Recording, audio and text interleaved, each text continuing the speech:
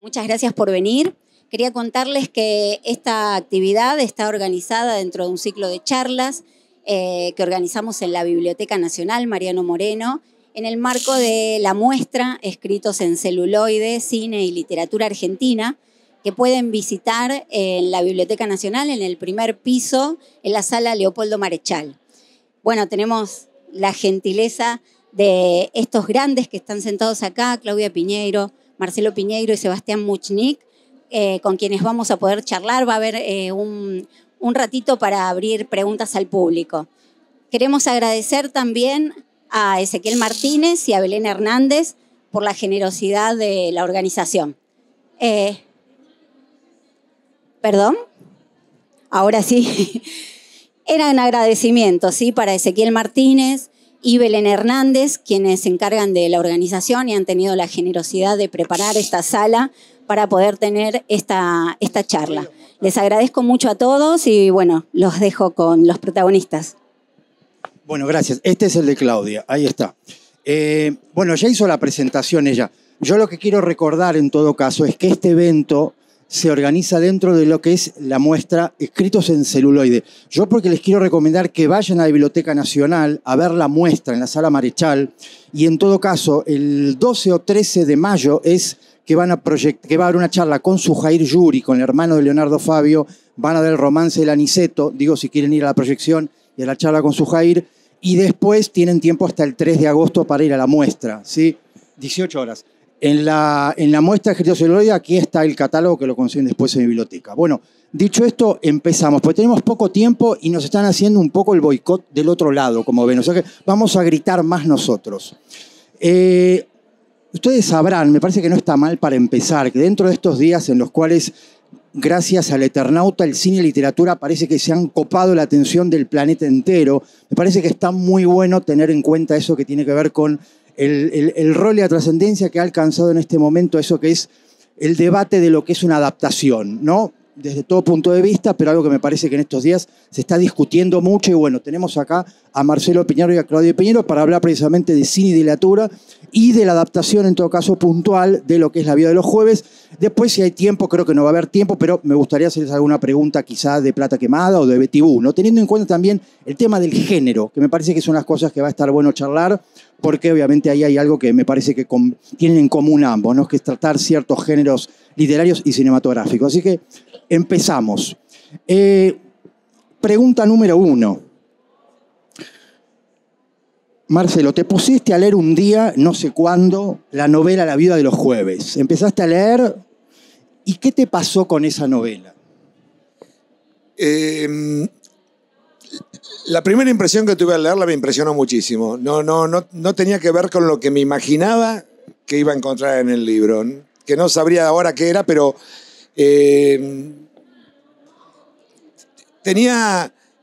me impresionó la pintura de una época, de personajes, de cómo se construye de algún modo un grupo social, muy producto de una época, personajes muy atractivos, una estructura narrativa muy particular que me pareció, como primera impresión, imposible de trasladar al cine.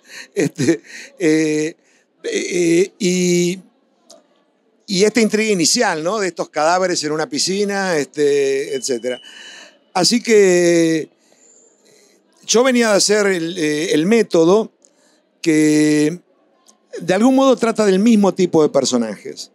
De estos ejecutores imprescindibles para llevar adelante las políticas del neoliberalismo, que se sienten mientras las ejercen, que son socios del poder, que son parte del poder, y hay un momento en que comprenden que no, que son tan prescindibles como los obreros de la fábrica que se cierra para que la coma quede mejor en el Excel, y están en el mismo punto. Entonces, y en el método, se habla, que era una película que hablaba de los procesos de selección de personal que hacen las empresas multinacionales, se hablaba exclusivamente de la faz pública o profesional. No se sabía nada del mundo privado de los personajes. Y Las viudas de los jueves me parecía que nos permitía meternos justamente en ese mundo privado, en esa intimidad. Con el plus de que el mundo cerrado que íbamos a narrar era el de un country en el contexto de la crisis del 2001. O sea, cuando el país estallaba y sin embargo todo intentaba jugar a que nada sucedía. Mientras sus vidas se demolían. Pero las formas seguían siendo impecables, las casas seguían siendo... eso me pareció que era un mundo súper atractivo. Entonces, bueno, fue empezar a darle vueltas cómo se podía contar esto en una estructura narrativa más clásica que la que plantea la novela. El guión de la película lo escribimos con Marcelo Figueras. Y sí, lo primero que quise es tener una reunión con Claudia, a quien yo no conocía, y decirle más o menos la película que salíamos a buscar. Porque si a Claudia le hubiera dicho que le parecía una tontería o que no le gustaba, que ella quería que se respetara su escritura, entonces yo hubiera pasado, porque no, jamás haría una película en contra de, una adaptación en contra del autor, quiero decir, ¿no? Así que bueno, eso fue lo que salimos a buscar y yo creo que más allá de las diferencias que hay, de cómo tuvimos que sintetizar personajes, sintetizar situaciones, dejar afuera cosas que estaban buenísimas, pero que no entraban, yo creo que de cualquier modo la peli, no sé, eso lo va a decir mejor Claudia que yo, pero que refleja lo que la novela cuenta. Claudia, llegó el día en el que te sentaste en una sala de cine, se apagaron las luces, se empezó a proyectar la película. ¿Y qué te pasó? Bueno, buenas tardes. Yo creo que antes leí el guión, ¿o no? O sea, yo por eso, claro, me parece... No es lo mismo. No es lo mismo, por supuesto, pero te quiero decir, no hay una sorpresa total, porque antes conversamos, como dijo Marcelo, conversamos y leí los guiones. Y básicamente lo más importante de lo que conversamos tenía que ver con una trama secundaria de la novela, o creo que fue lo que más te importaba a mí decirme en ese momento, que tenía que ver con que había una chica adoptada en la novela que se llamaba Romina. La madre le había puesto Romina, ella se llamaba Ramona en realidad originariamente. Y Marcelo me dijo, yo esto lo tengo que cambiar, no porque no me guste esta historia, sino porque si cuento esto se me va toda la novela para ahí y toda la película para ahí y no puedo contar lo otro, porque es tan fuerte esa línea que la tengo que, como de alguna manera, como no anular, porque está el personaje, pero es otra cosa. A mí me pareció bien, me parece que funcionó bien y que tenía razón. Y es gracioso porque con Las Viudas de los Jueves pasó algo que no pasa en general, que puede pasar ahora con El Eternauta, pero digamos, cuando la gente que iba a ver la película había leído el libro la mayoría. Entonces, vos te encontrabas en el pasillo del cine con gente discutiendo por qué había hecho tal cosa o tal otra. Y una de las cosas que más me preguntan es ¿por qué sacó a Romina?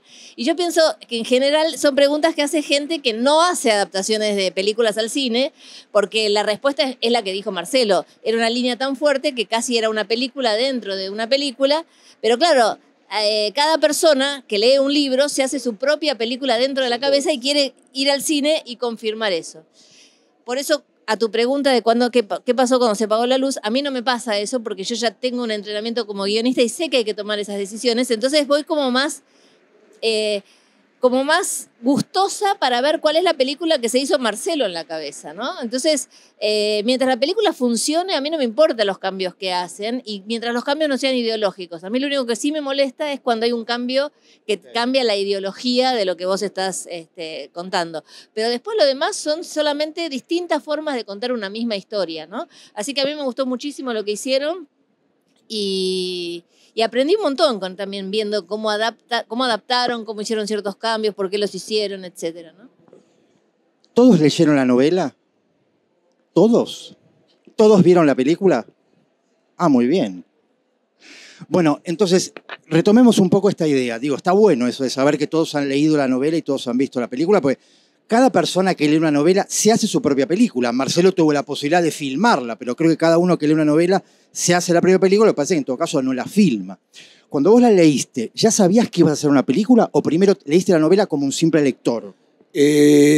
No, yo cuando leo nunca sé si voy a hacer... En realidad yo no leo buscando películas, debo decir. Yo leo por el placer de leer. Porque la novela venía de ganar el premio Clarín en el 2005 y la película obviamente es posterior. O sea, a vos te llegó la novela... Mira, yo lo primero que sabía que había otra gente trabajando en la película. Entonces yo sentía que que era algo totalmente ajeno. Leí la novela, simplemente leí la novela.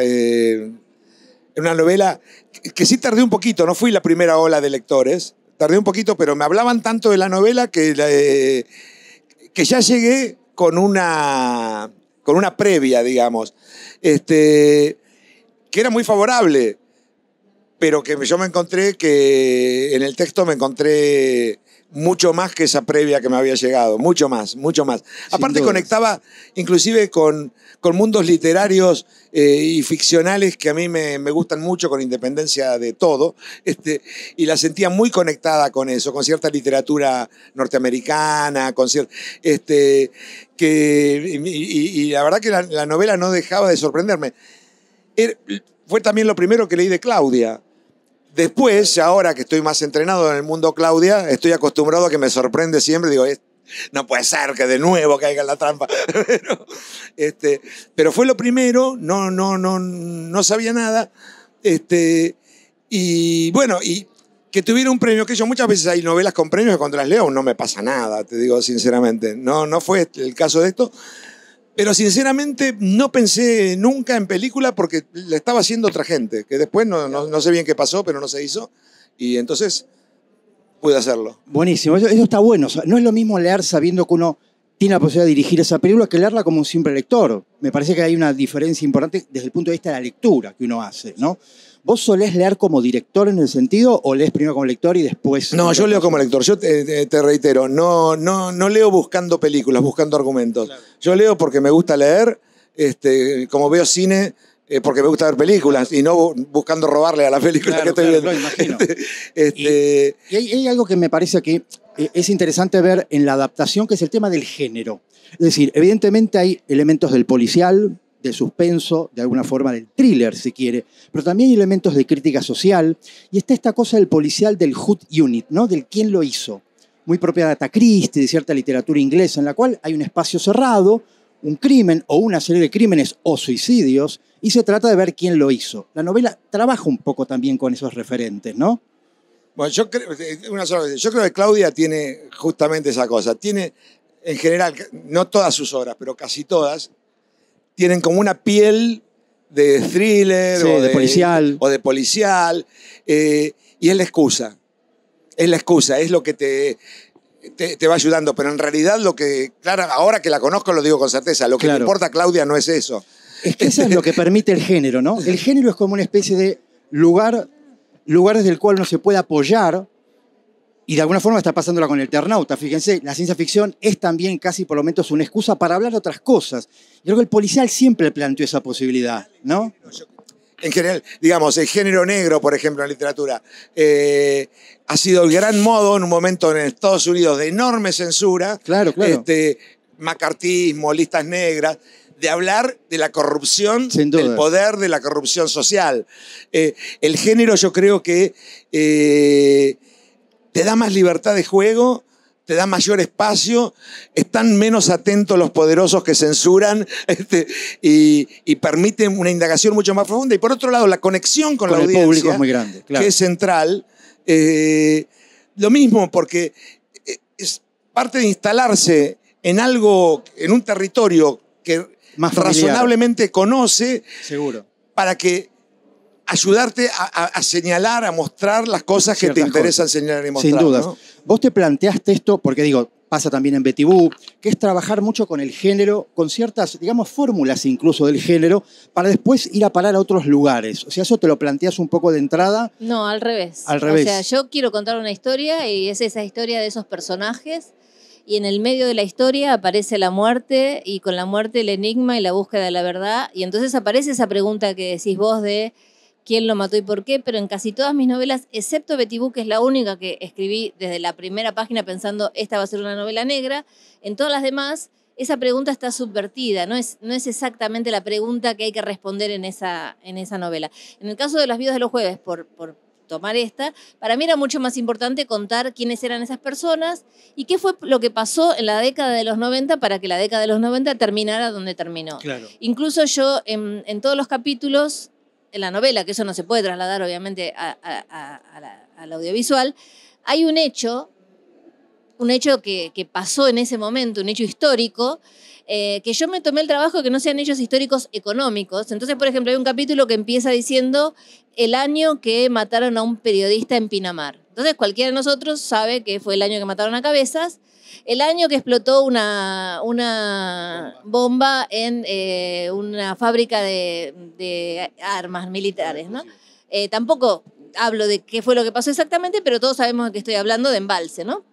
Entonces, esos hechos que yo voy acumulando a lo largo de la historia, siento que son, por acumulación, lo que va a hacer explotar el 2001 más allá de lo económico. Porque lo económico ya sabemos que es la década de la convertibilidad, del 1 a 1, todo eso lo sabemos. Pero había un montón de indicios de degradación social y de cuestiones sociales que íbamos dejando pasar porque teníamos el 1 a 1 y bueno, lo dejamos pasar, y después explota, ¿no? Eso es lo que quería yo contar también, ¿no? El disparador yo siempre arranco con una imagen disparadora y en el caso de Las Viudas de los Jueves había sido una imagen que venía de una lectura de Cheever, justamente, que Marcelo lo nombró, y que era El nadador, que es un cuento de Cheever, que hay una película con Burt Lancaster, que el nadador es un tipo que se separó y que perdió tiene que dejar su casa porque, bueno, tiene problemas económicos, y vive en un lugar parecido al de Las Viudas de los Jueves, pero en Estados Unidos en la década del 50, creo que es. Entonces él se dio cuenta que podía ir nadando, en vez de ir corriendo en un área, ir nadando. Él nadaba su pileta, se pasaba al vecino, nadaba la pileta del vecino, pasaba al otro la pileta del club, etcétera. Iba haciendo como un recorrido. En vez de footing o correr, lo hacía nadando. Ese es el nadador. Y yo pensaba, bueno, ¿qué pasa si yo traigo el nadador de Cheever a la década de los 90 en la Argentina? Y entonces Burt Lancaster me aparecía flotando en la pileta. Entonces yo dejé esa imagen que me quedara en la cabeza y al rato no era solamente Burt Lancaster, sino que era dos más, ¿no? Había 3 cadáveres. Y una vez que tenés esos cadáveres tenés que empezar a contar, bueno, ¿qué pasó? ¿Por qué están ahí? Ahora, la realidad es que yo no pensé, voy a escribir un policial. Yo quería contar qué le pasó a esa gente y qué le pasó a toda una sociedad durante esos años para terminar así. Y una cosa más, esto es así que cuando yo escribía la novela iba al taller de Guillermo Sacomano. Y iba llevando la novela como por capítulos. La novela tiene una estructura así como de capítulos. Esa puerta le tienen que poner W40, no sé cuánto, porque es impresionante. Pésimos efectos especiales. Y entonces, cuando yo ya estaba muy avanzada en la novela, él me dijo, bueno, vos a partir de ahora solamente podés leer En busca del tiempo perdido de Proust. Y uno se puede preguntar, bueno, ¿qué tiene que ver En busca del tiempo perdido de Proust con Las Viudas de los Jueves?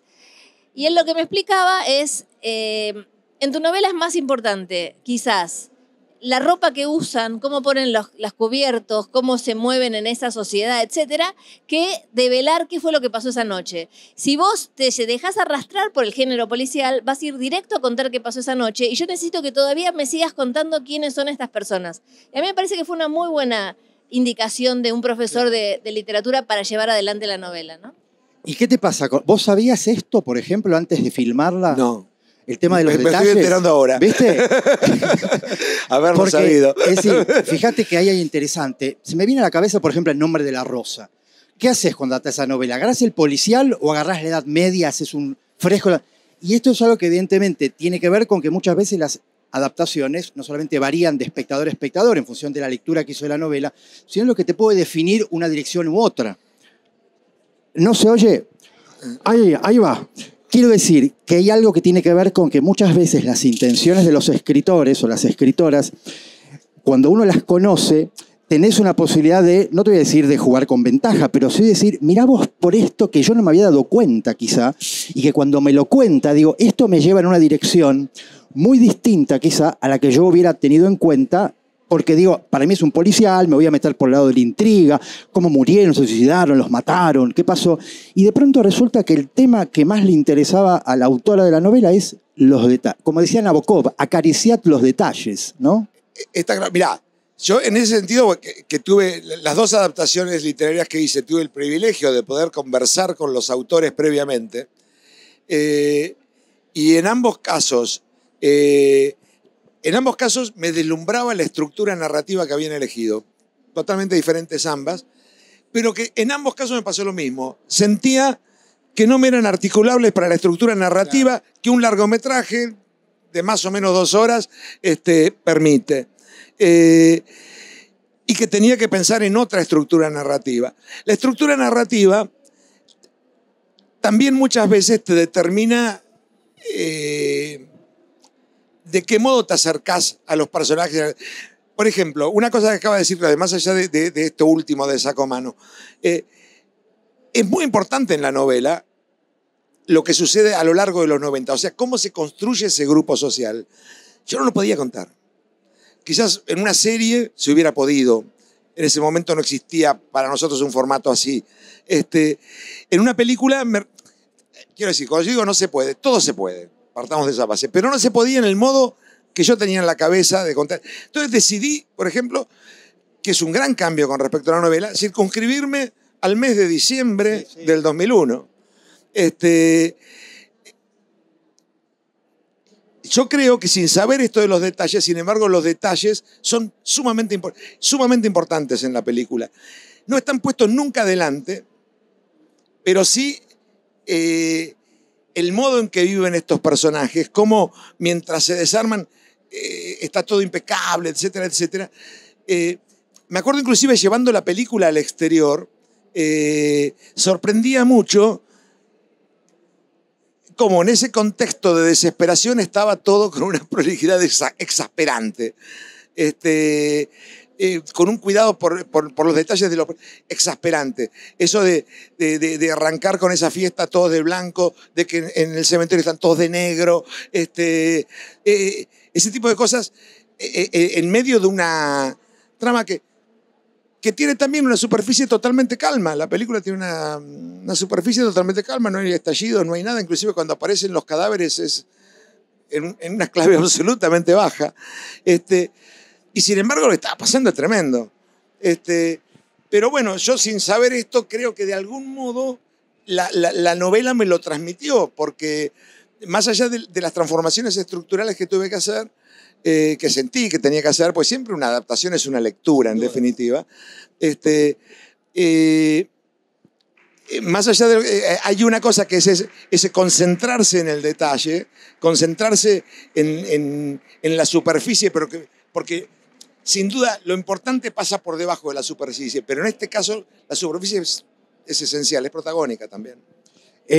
Dale. Quería agregar una cosa que a mí me dio siempre tuve la sensación que en esta novela Marcelo, vos podés entrar por la línea policial o podés entrar por los personajes. Y como a mí que me gusta entrar por los personajes, él también entró por los personajes. La novela de Marcelo es más, ¿quién es esta gente? ¿Qué le pasó esa noche? ¿No?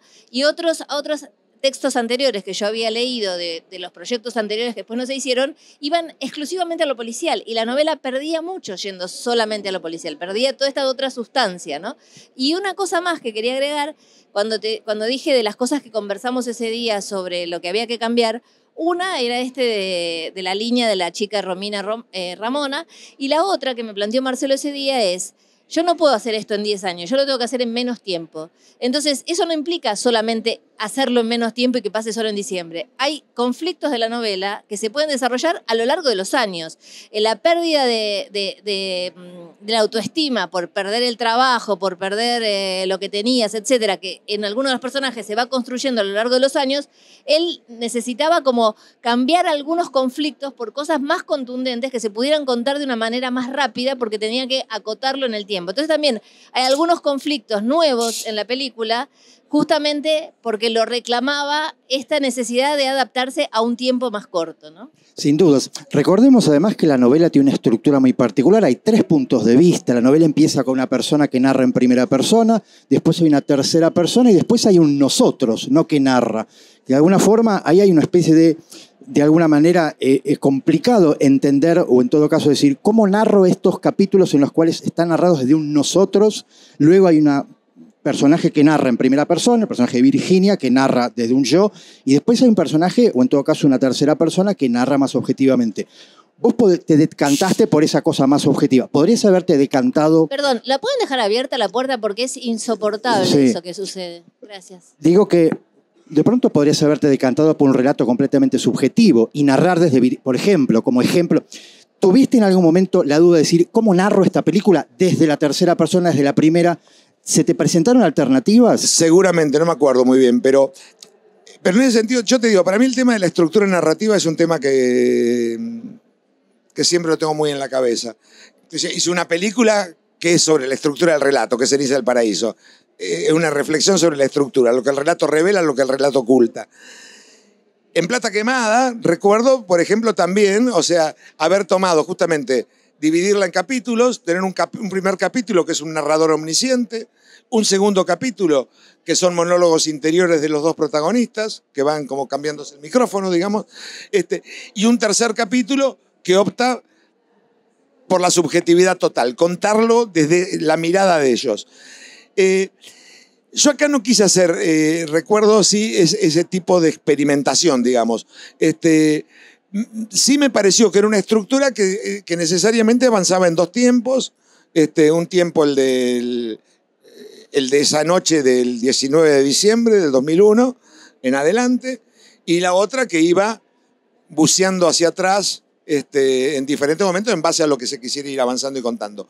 Pero siempre un hacia atrás limitado en el tiempo, diciembre.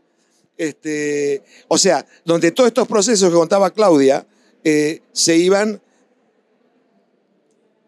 viendo el resultado, digamos. O sea, uno no veía cómo un tipo se le demolía la autoestima, lo agarrabas con la autoestima destrozada. Y con el disimulo, etc. Pero siempre sentí que la película necesitaba una mirada, exagero para fijar imágenes, pero como de entomólogo. O sea, ojo con esto. Bueno, yo no sé, pero ojo con esto. Quiero decir, como entomólogo parece que uno lo mira desde arriba. Como insectos. Claro, y como insectos. Y no es eso lo que quiero decir. Quiero decir una mirada distante. Sí, yo en ningún momento me pongo por arriba de los personajes. Trato de nunca hacerlo, y particularmente en este caso.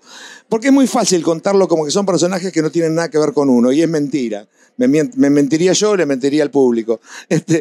Son personajes que conozco, muchas de sus cosas me pasan, han sido problemas míos. O sea, no solo ellos tienen miserias, uno también. Entonces, desde ahí conectar, pero tratar de mirar.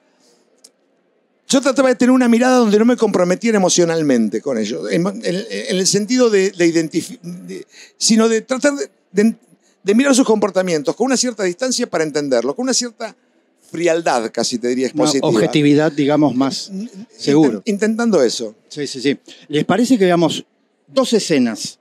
Una de las chicas y uno de los chicos, así recordamos un poco la película y después en base a eso charlamos. Vamos a verla. Con todo lo que está pasando, da miedo salir a la calle. Bueno, no hay que exagerar, ya viste, acá no pasa nada. Ah, no, ¿y si los de la villa salen en estampida? Lala, no son animales. Bueno. Para algo está la vigilancia. Sí, 5 tipos contra 500. Hola. Perdón por la tardanza, pero me colgué mirando la tele. ¿Vos viste? No, si no fuese por las tarjetas de crédito, no sé qué sería de nuestras vidas. Me supera realmente.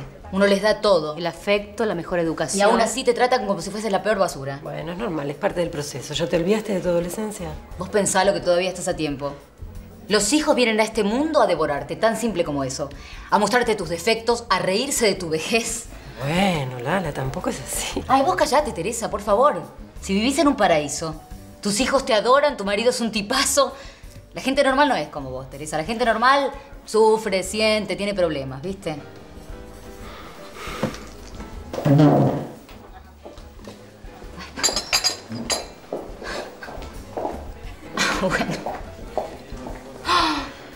A ver si te controlas un poco. ¿Pero qué hice ahora? Le digo que es feliz y se ofende.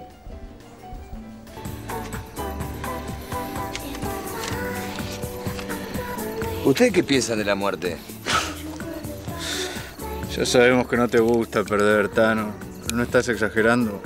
Yo no quisiera morirme con esa música de fondo, a no ser que el paraíso se parezca a un shopping. A mí me revienta esa cuestión del fin, del acabarse todo.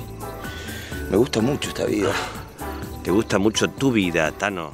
Si te hubiera tocado la vida a un cartonero... La vida no te toca, la vida te la haces vos. Si vos naciste en cuna de oro, Tano. Clase media y gracia, barrio de Caballito, nene. ¿Y eso es cuna de oro? ¿No lo entendiste todavía? ¿De qué estamos hablando al final? ¿De la muerte? ¿O de política, como siempre? Si es por mí, yo prefiero hablar de la muerte. Me deprime menos. Yo creo que existe una política de la muerte, ¿eh?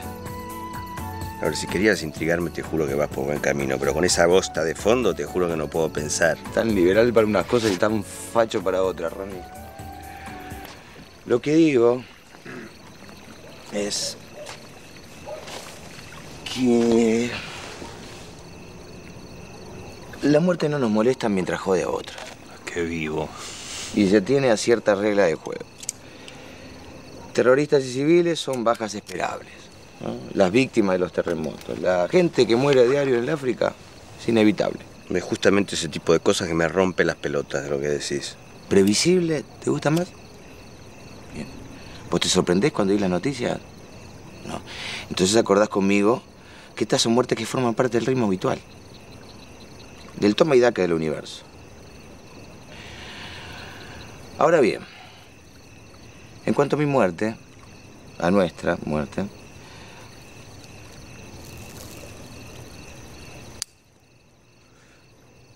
existe la posibilidad de llegar a viejos. Seguir adelante hasta que los cuerpos nos den más, pero ahí ya no queda lugar para política alguna. No, ahí todo duele demasiado, todo pesa demasiado. Ahí ya no queda nada para negociar.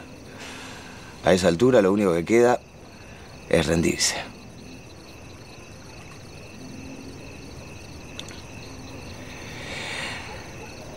La cuestión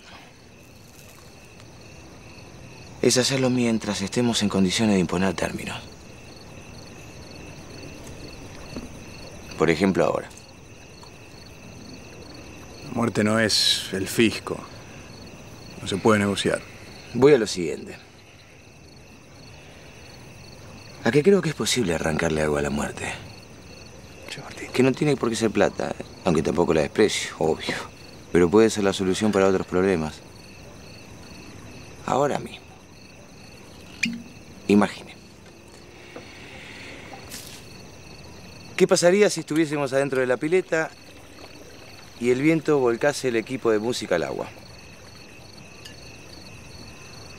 Nada, porque saltaría el disyuntor. Ponele que el disyuntor no anda, que lo jodí yo a propósito para fingir una falla. Nos quedaríamos duros, ¿no es cierto? Imaginen ahora que Martín se quedó sin trabajo. En un panorama como el de hoy, se las vería negras para no caerse del sistema. Pero aún así podría arrancarle algo a esa muerte. Le dejaría al ala la plata del seguro, por lo pronto. No sería mal negocio, ¿no? Eso si la aseguradora no sospecha un suicidio. Nadie se suicida a 4. Estoy hablando de un accidente, por eso dije lo del disyuntor.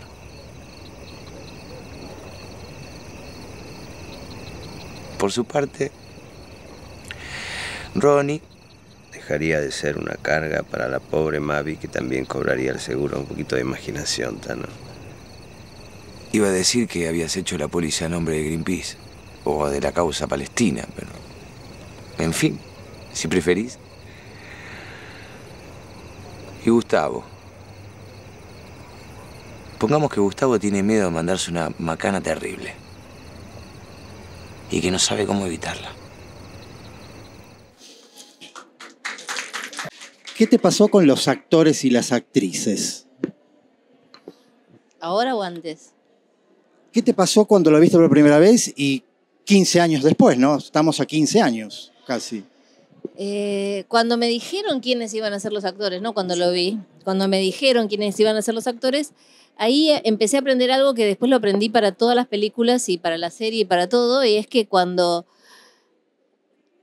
buscas un actor, si ese no es, cambia todo, ¿no? En el sentido de que capaz que los primeros te nombraban a Darín para ser del Tano, pero si Darín no estaba, entonces ya no podía ser Mercedes Morán por una cuestión de edad, entonces empezabas como a bajar a la categoría de un poquito más chicos.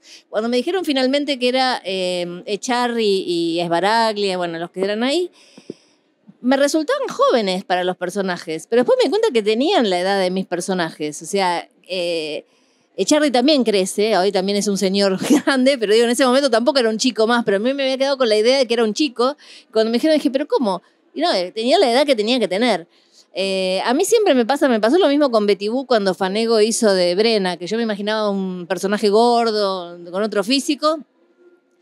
que cuando los actores son buenos, no importa mucho el physique du rol que te metiste vos en la cabeza. El tema es que haya una buena interpretación y eso es lo que encontré en la película, ¿no? Seguro, seguro. Y de alguna forma surge algo, ¿no? Que es que a medida que uno a veces va leyendo una novela, se va imaginando qué actor haría bien este personaje. Muchas veces esa deformación profesional uno suele tener y quizá también desde la escritura. Uno está escribiendo personajes, no se oye nada. En el caso de la escritura yo jamás pienso, este es un actor, pienso a veces para anclar en el personaje puedo pensar en alguien que conozco, pero no porque pienso que esa persona va a actuar ese personaje. Es solamente para componer yo el personaje y a lo mejor lo imagino con el físico de alguien, pero con las características de otro. O sea, nunca jamás pienso una novela que estoy escribiendo va a ser una película y quién la va a actuar. No, eso no lo pienso. Claro. Sí nos pasó cuando escribíamos El Reino, porque ya sabíamos que era un guión para ser representado. Entonces sí, escribíamos alguna escena y decíamos con Marcelo, ¿te imaginas cuando esto lo haga Mercedes Morán? Y capaz que ni sabíamos si le iban a contratar a Mercedes Morán, pero sí nos pasaba que estábamos ya pensando en quiénes lo iban a hacer. Pero cuando escribo una novela que me lleva 2 años, 3 años escribir, que no sé cuándo va a salir, jamás pienso en una película. Mira vos. Respecto a la adaptación, esto, recuerden, transcurre mientras juegan al truco, es decir, hay una serie de cambios importantes que forman parte de la adaptación, de la lectura que vos hacés, con Figueras, en definitiva, esto está un guión escrito de a 2. ¿Y qué es lo que te pasa cuando leíste estos dos, por lo menos estos 2 momentos de la novela y dijiste, bueno, esto hay que sacarlo de contexto, ponerlo en otro contexto, darle una línea, digamos, desde el punto de vista del contenido de aquello que dicen, con una presencia política, o en todo caso un discurso político muy marcado, muy fuerte, que llega un momento, no sé si les pasa a ustedes, que uno casi que por momentos desprecia esos personajes. Uno como espectador mira, qué tipo asqueroso, ¿no? Es como que te pones muy enfrente del discurso de algunos personajes. Personalmente no me pasa. Miraba recién esta escena y es muy existencial el Tano, el personaje de Charry. Esa reflexión sobre la muerte tiene una existencialidad que yo no sé si el Tano real la tiene. Quiero decir, el Tano real, ese tipo que en los 90 hizo guita rápido, se compró la casa en el country, atropelló el mundo, no le importaba nada. Cuando se le cayó el mundo, no sé si tuvo esa reflexión con esa existencialidad. Pero prefiero el personaje que sí la tiene, que tiene capacidad de tenerla. La escena sigue un poquito y cuando el personaje que hace Leo dice, de algún modo defiende la vida, aunque sepa que su vida es un fracaso, la defiende también desde una existencialidad que me los hace atractivos a los personajes. A ver, atractivos no quiere decir que yo quiera ser como ellos, no modélicos, sino personajes interesantes que pueden reflexionar sobre sí mismos y que de cualquier modo no pueden parar el desastre. En ese sentido yo creo, no llegan a ser de ninguna manera héroes trágicos estos personajes, pero de alguna manera son tipos que no pueden parar la carrera al precipicio y tienen conciencia de que están yendo al precipicio. Seguro. Y eso a mí siempre me parece que cuando logran una capacidad reflexiva sobre eso, un personaje es interesante. Interesante no es sinónimo de modélico, insisto. Es interesante, es atractivo, me gusta saber de él o de ella. Y bueno, yo creo que eso lo tienen, ¿no? Cuando escribían los personajes, hay algo evidentemente en lo cual vos decías, este tipo es completamente lo opuesto a lo que soy yo, desde el punto de vista ideológico de alguna manera, desde el punto de vista de todo este mundo que se construye en la novela, pero desde el momento en que uno habla sobre seres humanos, siempre tiene puntos en común. Entonces decís, bueno, ¿de qué me agarro en aquellos puntos que yo tengo en común con estos personajes, hombres o mujeres, y en qué punto este personaje ya es lo opuesto absoluto a mí? ¿Se entiende un poco esa idea? Que es cuando uno escribe precisamente sobre gente que representa este universo del cual uno dice, yo estoy en las antípodas. No, yo en ese sentido, igual que lo que dijo Marcelo, yo no No me pongo a juzgar a los personajes y yo pienso, yo soy una mejor persona y ellos son una porquería. Yo creo que yo puedo ser ellos y me pongo en los zapatos de esos personajes y trato de caminar con esos zapatos, por más que en la realidad no sea así, porque si no terminás haciendo estereotipos. Si vos te pones a pensar que él es el malo y yo soy el bueno, el que estoy escribiendo, me parece que generás estereotipos. Y eso hoy justo hablábamos con Marcelo, que no nos gustan las películas o las series donde el malo es muy malo. O sea, los malos también tienen que tener otras... Nadie cree que es malo en sí mismo. O sea, todo el mundo tiene una justificación de por qué hace lo que hace. De hecho, vos decías esto de que los personajes te parecían, Marcelo te decía, a mí no me pasa, qué sé yo. A mí a lo largo de haber presentado esta película, esta novela un montón de veces, yo tengo una opinión sobre esos personajes y muchas veces lo que me devolvía la gente que lo había leído no era lo que decís vos. Por ejemplo, una mujer que me dijo, qué orgullo estos hombres que se jugaron por sus mujeres. Y yo me callo la boca, porque ella pensó eso cuando lo leyó. Claro, Entonces, claro. vos interpretás que todos van a leer como tu cabeza lee. Claro, claro. Entonces, yo como escritora no puedo interpretar eso. Yo tengo que dejar abierto el personaje para que cada uno piense lo que quiera. Otra mujer me dijo una vez, viste que había un personaje que hacía una no sé cómo se llama, ya no me acuerdo, pero que los seguros de vida los compraba esperando viaticación, que la persona se muere, cuando se muere él cobraba, ¿no? Se los descontaba y los cobraba. A mí me parecía terrible, es un modelo que apareció cuando apareció el HIV, que muchas personas que tenían HIV tenían seguros de vida, no tenían plata para pagar sus tratamientos durante el resto de vida que le quedaba. Ahora, por suerte, el HIV no es una enfermedad mortal, sino que es algo con lo que vos andás por la vida, digamos, pero en ese momento sí, entonces esas personas necesitaban ese dinero para poder hacer los tratamientos y descontaban su póliza de vida porque tenían fecha de muerte. O sea, más tarde, más temprano, el de la compañía de seguros se llevaba ese dinero. Y una mujer me dijo, ay, te agradezco tanto que lo explicaste, porque mi marido me venía explicando esto que hace y yo no lo entendía, y ahora que lo leí en tu novela, lo entendí. Y vos decís eso que a alguien, a mí me espanta, a vos te puede espantar a otro, y a otras personas que no. Sin duda. Entonces yo tengo como escritora la obligación de poder ser esos personajes, hasta el más malo de todos y el peor. Creo que mi libertad de poder poner una mirada ideológica, si queremos decir, o digamos de cómo yo pienso, no está puesta en los personajes, sino en el punto de vista. Yo esto lo cuento mirando el mundo desde acá. También lo podría haber contado mirando desde allá, mirando desde acá, contar, por ejemplo, las empleadas que van a trabajar a estos lugares, los jardineros. Bueno, yo lo elegí contar mirando desde acá. Y al mirar desde acá, hay una postura ideológica, ¿no? Amos Oz, que es un escritor israelí, cuando recibió el premio Príncipe de Asturias, dijo que a lo mejor él podía explicar mucho mejor, a lo mejor se podía explicar mucho mejor el conflicto israelí-palestino en otra época, esto era hace muchos años atrás, hoy igual el conflicto existe y peor, ¿no? Pero digamos, él ya lo dijo muchos años atrás. En vez de explicarlo teóricamente desde el punto de vista de qué es lo que pasa geopolíticamente, contar la historia de una mujer que está en una ventana en Israel mirando hacia Palestina y lo que ve, y después contar una mujer que está en Palestina mirando desde su ventana hacia Israel. Entonces, esos dos puntos de vista a lo mejor nos cuentan de esa guerra, de esa, no sé cómo se llama, de ese conflicto, de una manera que podemos entender más que a lo mejor si viene alguien a explicarnos eso desde otro punto, con otros saberes, ¿no? Con el saber más geopolítico. A mí me parece que ahí es donde yo me reservo lo personal, en el punto de vista que elijo para contar una historia. Sin dudas, sin dudas. Bueno, ¿les parece que formulen preguntas si quieren, y ellos respondan? Si no, sigo yo, ¿eh? O sea que tenemos uno. Dale. ¿Tenemos micrófono? ¿Tenemos Le micrófono prestamos, para si no. acercar?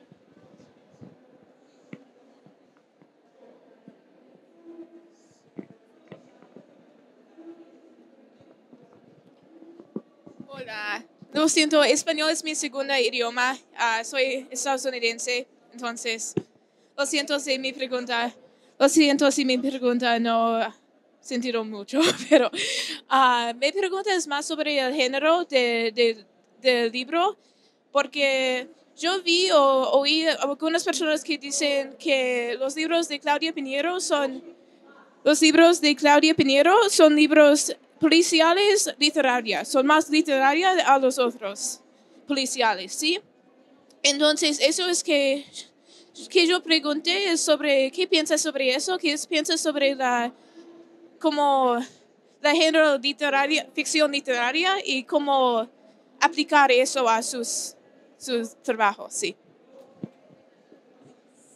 Bueno, como yo decía recién cuando empecé a hablar de Las viudas de los jueves, yo nunca escribo pensando esto es una novela de género policial ni nada. Solamente en el caso de Betty Boo, después que me pasó que varias novelas que yo escribí, incluso Elena sabe que es una novela que para mí de policial tiene muy poco, también algunos lo ponen como novela policial. Hace poco fui a Sicilia y en Palermo estaba en Feltrinelli en literatura policial, Elena sabe.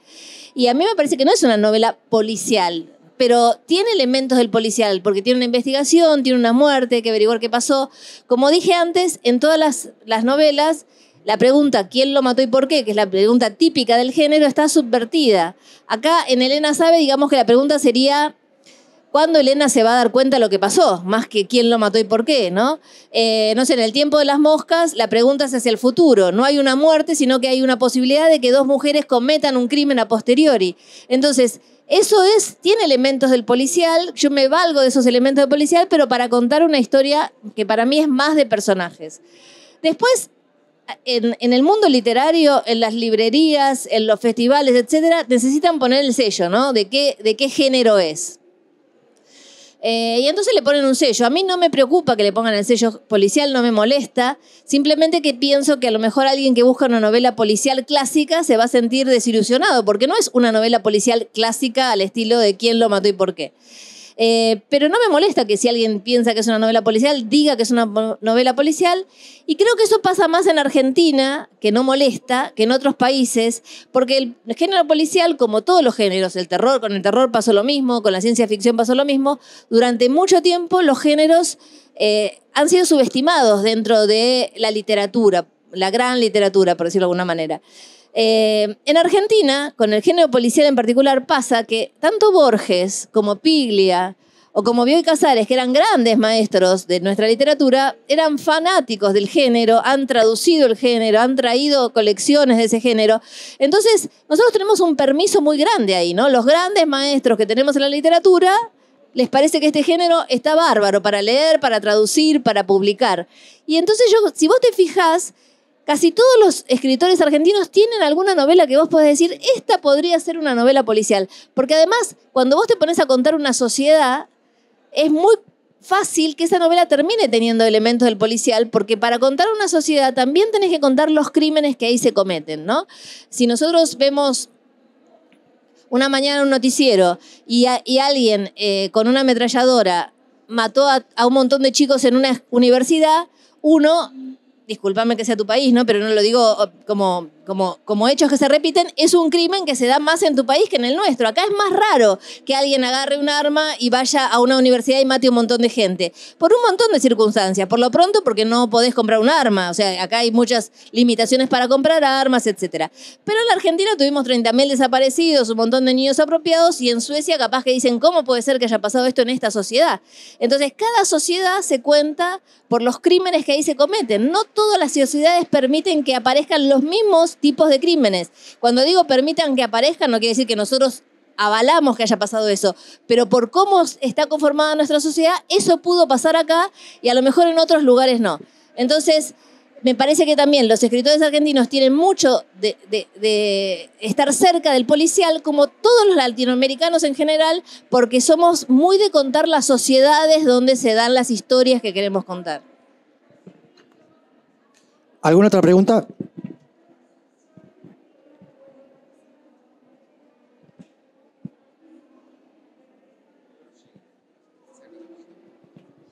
Hola, ¿se escucha? Bueno, muchas gracias por la presentación.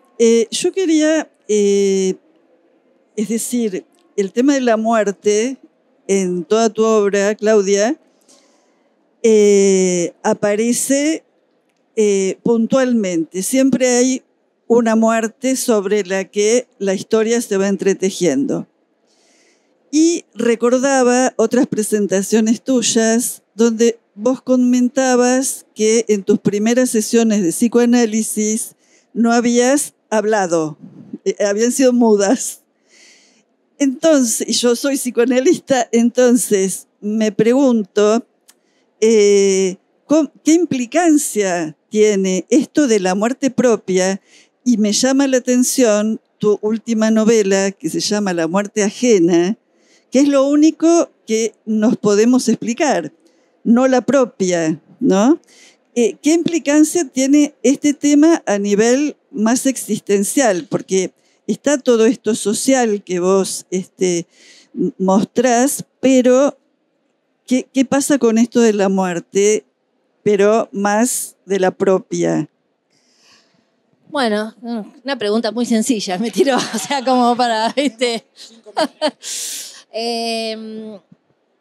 es una pregunta muy pertinente, por otra parte, pero es una pregunta complicada de hacer. Yo a veces, cuando me dicen si escribo policiales, yo digo, yo escribo con muertos. Siempre hay un muerto en mis novelas, creo que en casi todas hay un muerto, excepto en Un comunista en calzoncillos, porque era una época en Argentina donde había muchos muertos, pero digamos no había un muerto en la novela. Pero en todas mis novelas hay un muerto. Y es cierto que yo tuve una conciencia muy precoz de la muerte propia. Y no porque me haya pasado nada en mi familia que así sea, pero digamos que yo era muy pequeña, 5, 6, 7 años, no recuerdo, y yo me puse a llorar porque me di cuenta que un día me iba a morir y mi mamá me quería consolar porque decía, pero si vos sos chica, no te vas a morir. Y me quería ella no me entendía que a mí no me preocupaba que no me iba a morir al día siguiente. A mí lo que me preocupaba es que un día me iba a morir. Esta conciencia de la finitud, que no es algo que tiene todo el mundo, eso también lo aprendí. Yo pensé que todo el mundo tenía conciencia de la finitud. Cuando alguien me dice, ¿por qué escribís siempre hay muertes? Y yo digo, pero vos no pensás en la muerte. Yo pienso todo el tiempo en la muerte propia. No es que estoy pensando me voy a morir, pero quiero decir, yo tengo conciencia de la finitud de la vida. Pensé que todos lo tenían y después me di cuenta que no, que hay gente que la pasa mejor, porque no tiene conciencia tan presente de la finitud de la vida. Pero también, hablando con Rosa Montero y con otros amigos escritores, casi todos los escritores han tenido una conciencia, o muchos de mis amigos escritores han tenido una conciencia temprana de la finitud de la vida, y me atrevo a decir que muchos artistas probablemente también. Hay una conciencia ahí de esa finitud, ¿no? Y eso nos hace a lo mejor también tratar de expresarnos de determinada manera.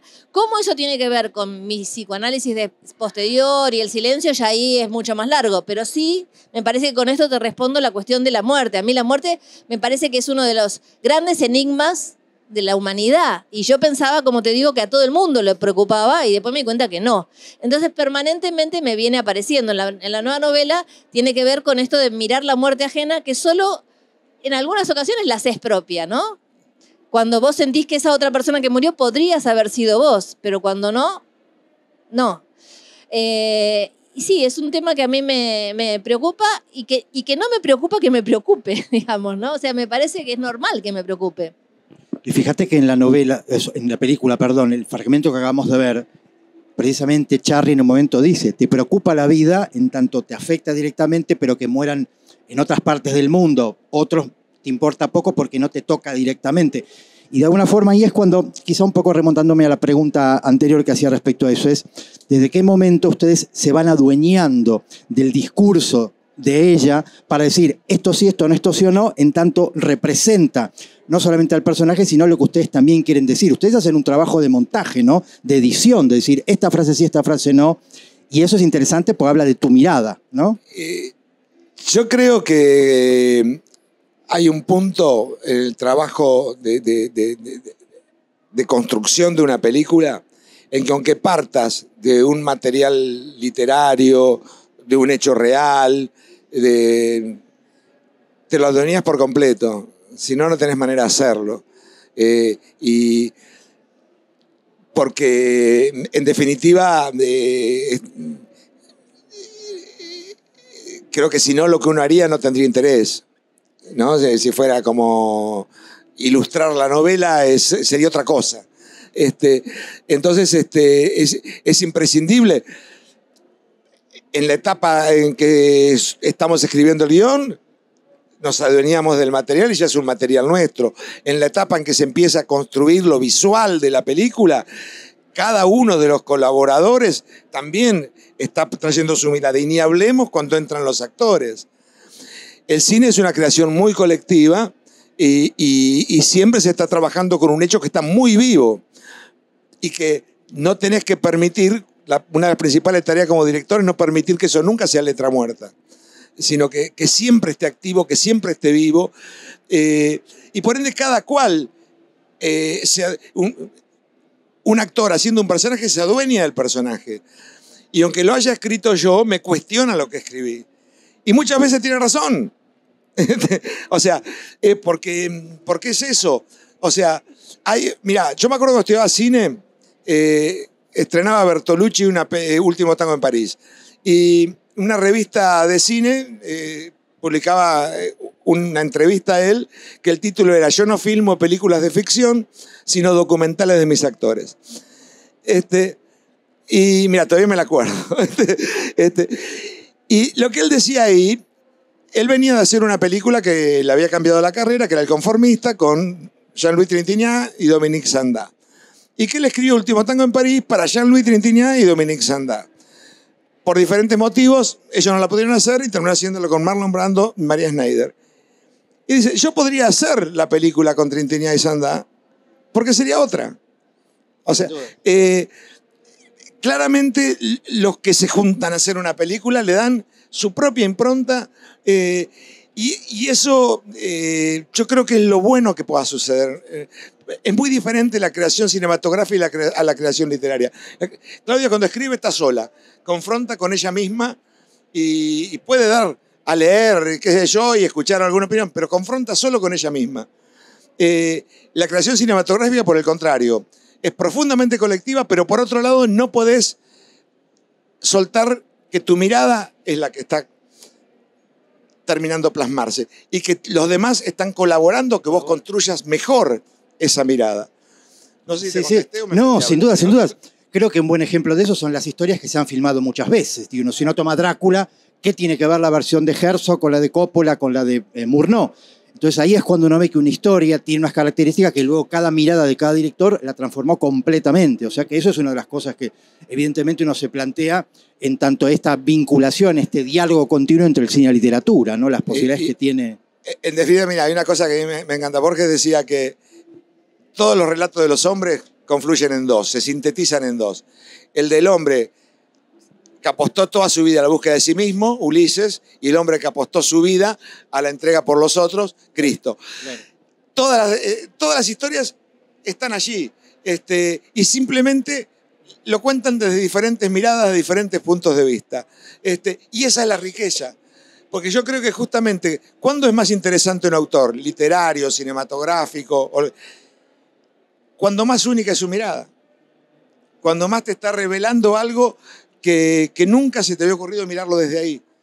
Y esa mirada te revela algo que no lo habías pensado, no lo habías visto, aunque lo tuvieras enfrente. Y lo interesante, esto que retomando un poco lo que decía Claudia, es que vos tampoco podés hacerte cargo de lo que le va a pasar al espectador después.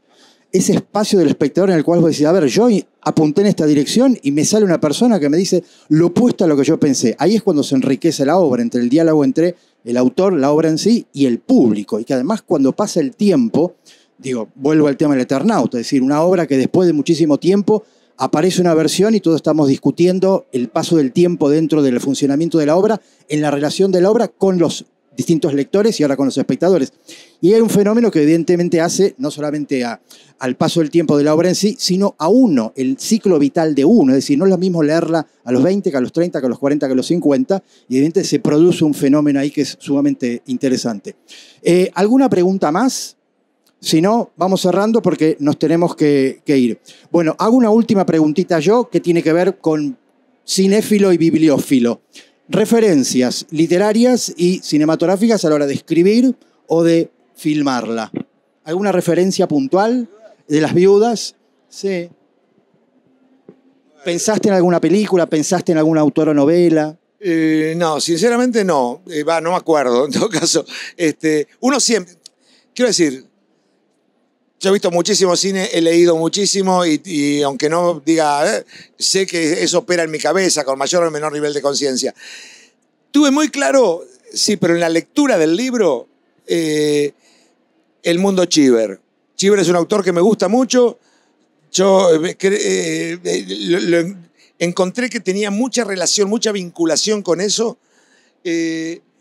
Y para mí fue muy ordenador, ¿no? Sentir que era el relato de los triunfadores cuando en la mitad de su vida ven que no tienen ni arena en las manos, que en realidad no han construido nada, que no tienen nada. Eso, que es muy Cheever, lo encontré en la novela y me resultó muy, muy disparador. Referencias cinematográficas, y seguramente he tenido 1000. No, yo tenía mucho miedo, sí, ¿viste? Yo nunca había hecho una película que pintara una clase social, un sector social. Pintaba individuos claramente. Y acá me daba mucho miedo pisar en falso, ¿no? Pero bueno, creo que zafamos. Bueno, yo sin duda Cheever, que ya lo nombró Marcelo, El nadador, y hay otros cuentos del ladrón de Jody Hall, también tiene mucho que ver con esta novela. Todo lo que es Bullet Park, que es donde él después hace como una novela de un barrio. Así que Cheever, seguro. Después hay algunas cosas más que tienen que ver con la técnica. Esa cosa que conté de cómo poner los hechos históricos sin nombrar a los personajes, lo había tomado de cómo lo hacía Belgrano Rawson en Rosa de Miami, que es una historia que transcurre en Cuba y que él va nombrando los distintos personajes con sus apodos, o de manera que vos no lo sabés abiertamente quién es, pero intuís quién es y bueno, es un personaje histórico.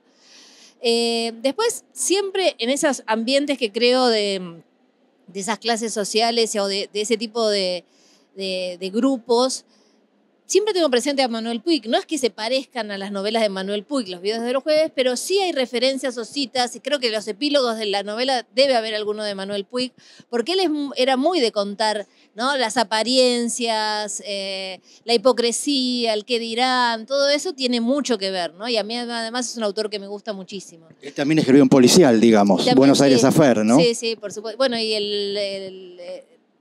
¿cómo se llama? El de la Mujer Araña también, ¿no? El beso de la Mujer Araña. Transcurre en una cárcel, Claro. digamos, hay también elemento del policial. Tiene y además era fanático del cine, entonces hay muchos puntos de... Cineasta frustrado, digamos. Sí. Tipo que quiso dirigir, escribió guiones, pero bueno, básicamente gente de cine. Bueno, terminamos, sí. Muchísimas gracias a Claudia, Marcelo y a ustedes por venir.